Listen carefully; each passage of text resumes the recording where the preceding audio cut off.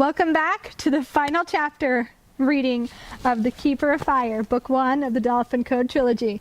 We appreciate you staying with us this whole time and enjoying this series.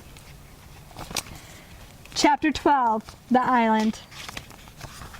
The Cave. A few black moments passed, and Deiji opened her eyes to the looming face of Mowat, who smiled kindly. A flock of birds lifted off in flight behind him, and Deiji closed her eyes.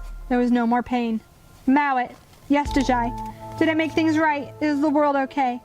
Yes, you did. All is well, he answered gently. She breathed the deepest sigh of relief she had ever breathed in her life. It was over. After all that had passed, she was finally relieved of this burden. You died, Mowat continued conversationally. I what? Deiji sat up straight. Mowat chuckled, and rays of sunlight shot through the cave ceiling and spotted the floor. After you took Relant's life, you fell to your death. Though your little cat, he paused while she rolled her eyes, tried to save you. I did not lie, Deiji. I told you there was much risk to be taken. But as you took Relant's life before he took yours, all damage inflicted by Relant's influence has been undone, including your death. Including all deaths caused by these recent events. My mother and father, she asked quickly. Polk and Mangiet? Waiting for you in the next room, he answered readily, nodding to the door leading out of the cave. She looked at it apprehensively. But there are many others who wish to see you, Deiji. You have paid the world a great favor. I do not wish to overwhelm you, he said with warning, but they have been waiting for quite some time, and the world waits to thank you. Okay. Bathe and dress quickly then. The ceremony begins soon. Deiji fell back into her hot, foamy bath and breathed in the steam, her heart happy. It was over, finally over. Stepping out of the bath, she found a beautiful purple and white full-skirted dress waiting for her. Fit for a princess, its pinching corset bodice and sleeves that flared over the hands were breathtaking to behold. It was truly the most exquisite dress she had ever seen. Deiji pulled it on and cinched up the corset, marveling at the discomfort. She felt quite pinched and entirely restrained. She definitely did not like having her hands covered by the sleeves, nor her legs entangled by the skirts. Her lustrously thick brown hair was down past her shoulders, loose and brushed smooth. She set a circle of white and green flowers atop her head and stepped out from behind the curtain. Mowat was waiting, smiling. She grinned back shyly. He offered his arm, and they left the room. Very curious as to what lay beyond Mowat's cave, Deiji nearly rolled her eyes when she found herself walking across the court of Nigh. They formally breezed up the steps and into an ornate hallway. There was the grand entrance door at the end of the hall, and Deiji could hear muffled music from within. This is it, Mowat said proudly, and the double doors swung open to admit them. The hall was brightly lit and set up for a grand banquet. Lovely music floated into the hall, played by a small ensemble of elves, and the sudden collective noises of the chatter of men and mystical voices and the toasting of wine goblets was a little startling. A large gathering of all sorts, waiting, mingling, centaurs and humans, dragons and elves and unicorns. Colorful mermaids and mermen hung beautifully about the sparkling fountain in the center of the room. She caught sight of Alale, and they both waved, grinning. The little glowing lights of fairies could be seen flitting from corner to corner of the high ceilings. Matt leaned over to whisper in her ear after she had a moment to take it all in. Before the feast and festivities, I'm going to present you publicly to your people, and then you shall claim your reward. She nodded, struck by the thought of all this. In all the weeks she had to ponder this, she had not yet made a decision. Consider carefully, Mowat added as though reading her thoughts. It is your life. She remembered what Mowat had said in the beginning. I will grant you your personal freedom, free of all social obligation. Once you have seen the world and understand your place in it, you may choose any life you please, and I will send you there. And no one, nay, not a single soul will judge you harshly for your decisions. This is a heavy decision, and I never thought it would come, Deiji muttered to herself as elven attendants scurried around her feet, straightening her skirt as she and Mowat prepared for her debut. There she is! She's here! It's her! Members of the crowd gasped as they began to notice her presence. Deiji blushed hard and looked away. Mowat winked at her. He knew she found this tiresome.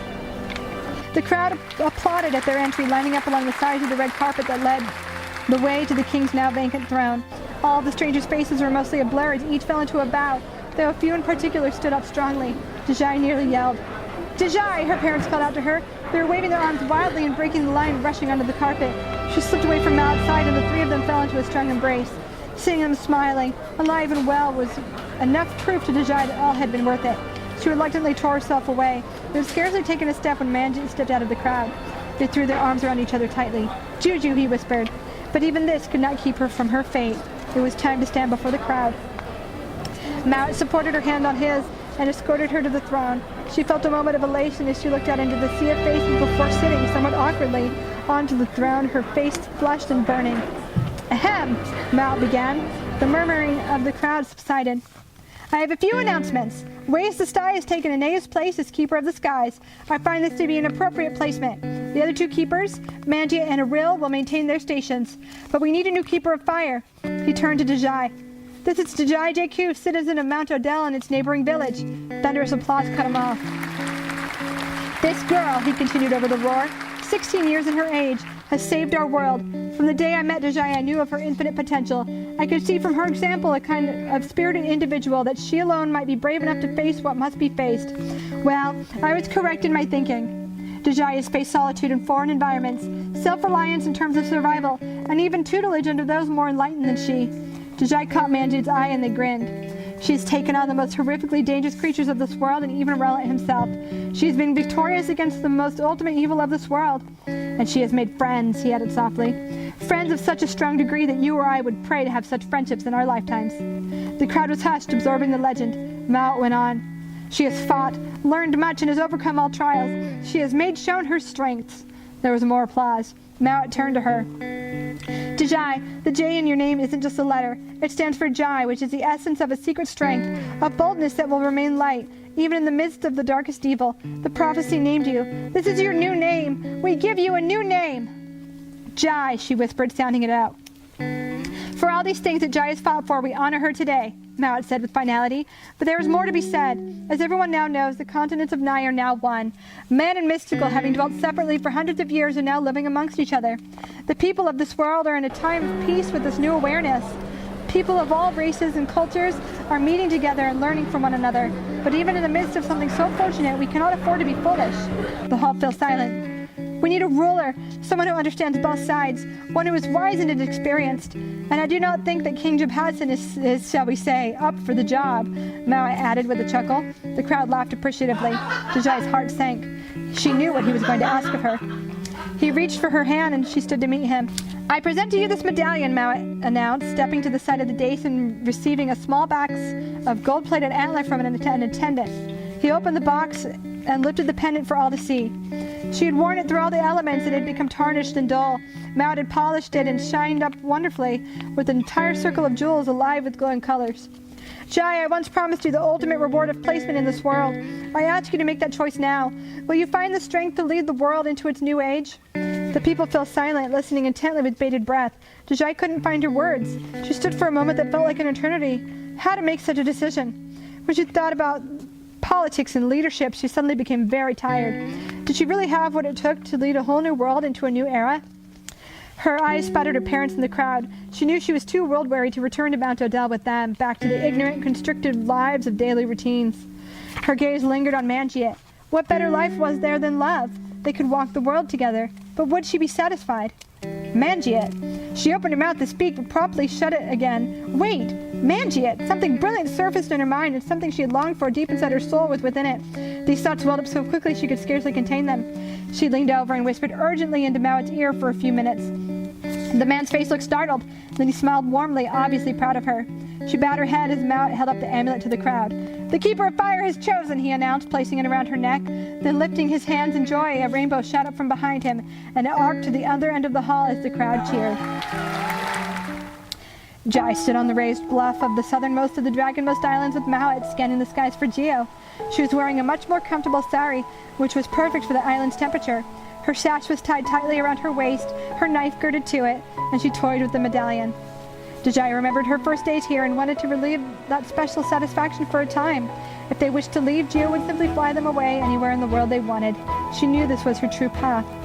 There he is, she cried, pointing as the green dragon glided down to perch on the edge of the bluff, looking over his shoulder at her. She laughed as he beckoned her to climb upon his back. She made to move, then stopped. Her eyes met Mowat's, and she saw the wholeness of the entire world, the land, and the water.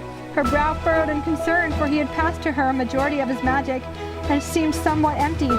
Do not worry, he said strongly. Mangiat will rule well in your stead. It was a great decision you made, for he is wise and will lead the world easily. He will be a fine king. Your sword, she said respectfully, handing it to him with a bow. No, for it is yours. I am to retire in a few short years. The rune of life on its hilt will make its possessor the keeper of life, and it is time that I passed on such immortality and responsibility to someone else. He winked and held up his sheath. Deiji laughed for sheer joy and gave him a great hug, her eyes sparkling as the ocean under the sun. She sheathed the sword and turned it on to Geo. She climbed upon his back, her sword slung across her shoulders. "Let's go, Geo," she cried, and he took off, his powerful leathery wings beating beneath them.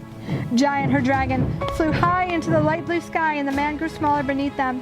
Mowat looked at them as they faded into the world above. The sun reflected in his eyes, and he smiled. "You did it, Jai."